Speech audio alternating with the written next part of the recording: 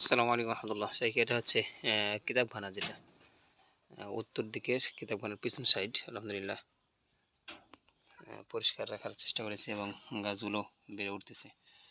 ডাব গাছগুলো আলহামদুলিল্লাহ বর্তমানে এখন 1 2 3 4টা বেঁচে আছে। একটা হয়তো বা শুকিয়ে যাচ্ছে, জানি না বাঁচবে কিনা। তো এই সাইডেও গাছগুলো বেড়ে উঠতেছে, এখানে উঠতেছে। আসলে গাছগুলোর চিকন চিকন হওয়ার কারণ একটাই যে নিচে কোনো সার নাই। আর এই জমিগুলো তো আগে আবাদও হতো না, বাসের ঝাড়ে হয়তো ভর্তি ছিল। তারপরেও আল্লাহর রহমতে গাছগুলো এত সুন্দর দেখে মন ভরে যাচ্ছে, কারণ নিজে হাতে যেহেতু আমরাই লাগিয়েছি।